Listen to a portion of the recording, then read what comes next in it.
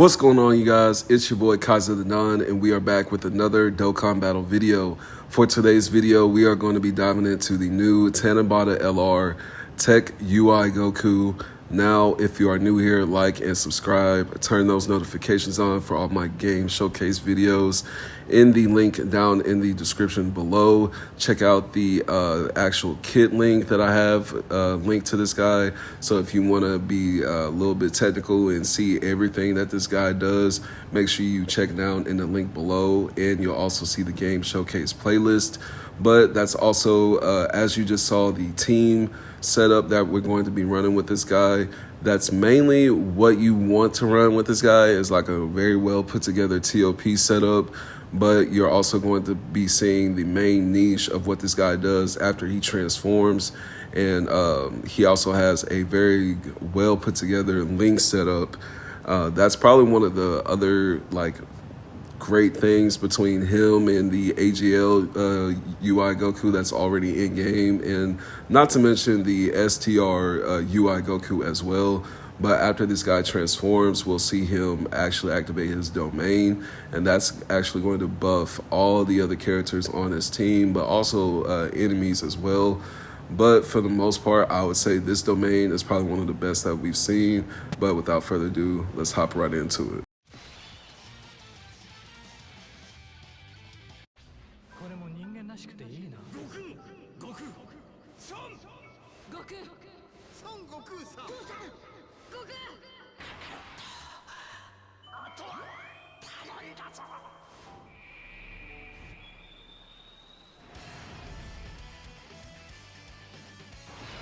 All right, as we jump into this Frieza Redzone stage, one thing to keep in mind, I'm just going to go ahead and nip it in the bud now. People are saying, should you skip 9th Anniversary Global to get your hands on this new TEQ LR Goku when he finally comes to Global? No. Do not be a goofball. Do not be stupid. Do not skip 9th Anniversary for one character. I would say, of course, this new UI Goku, he's like the best character in the game once he actually transforms.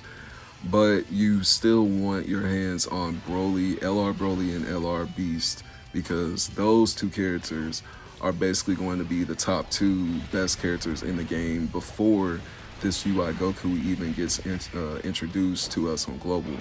So I feel like it would just be real dumb to skip these amazing characters just to get your hands on one LR character.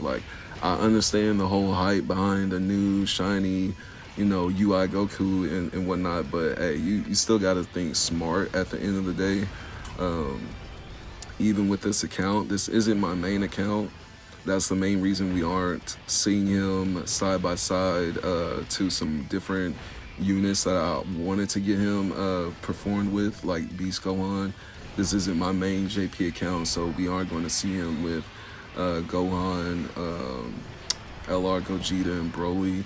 We're mainly just going to be seeing him with a Realm of God setup and a TOP setup. But I would say that's the main setup that you want to run with this guy.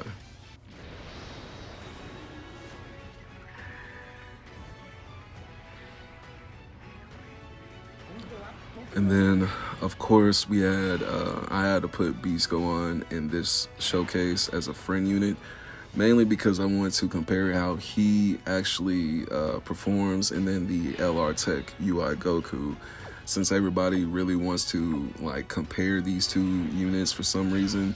They're the top two units that everybody keeps comparing right now. So I just wanted to include him on the team for this showcase and really show how he can still synergize with a well put together godly team. Now, as we move on to the next stage, am I concerned about getting him in the same rotation with UI? I would like that, but at the same time, that's not something that I'm just super duper focused on right now. But one thing to keep in mind is that this UI Goku is still a very viable and powerful character within his base state before he transforms. It's just the fact that after he transforms, that's when he actually surpasses LR Beast Gohan.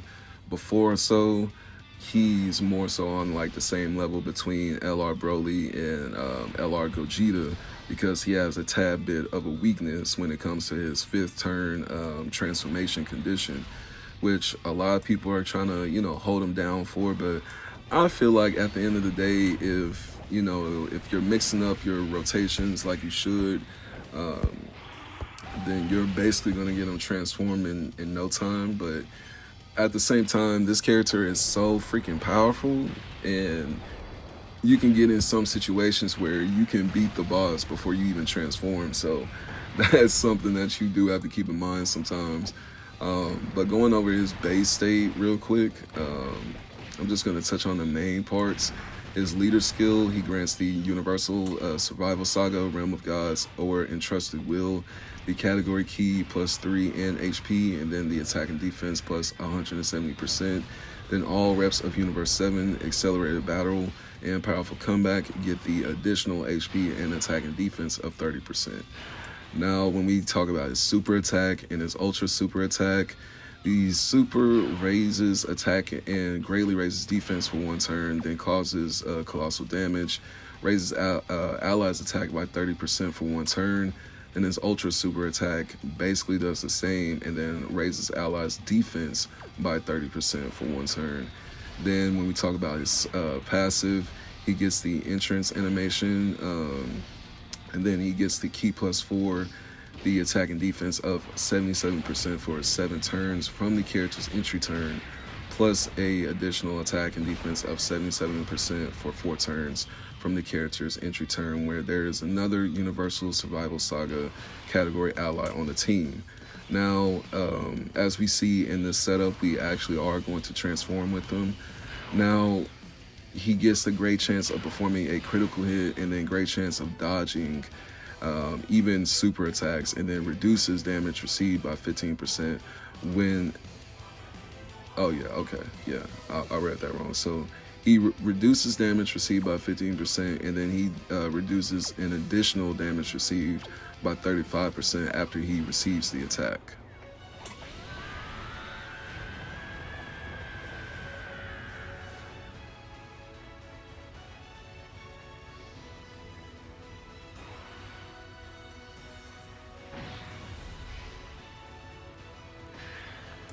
So, like I was saying, before he even transforms, he builds up damage reduction, and then he also will guard against all attacks within the same turn after receiving the attack.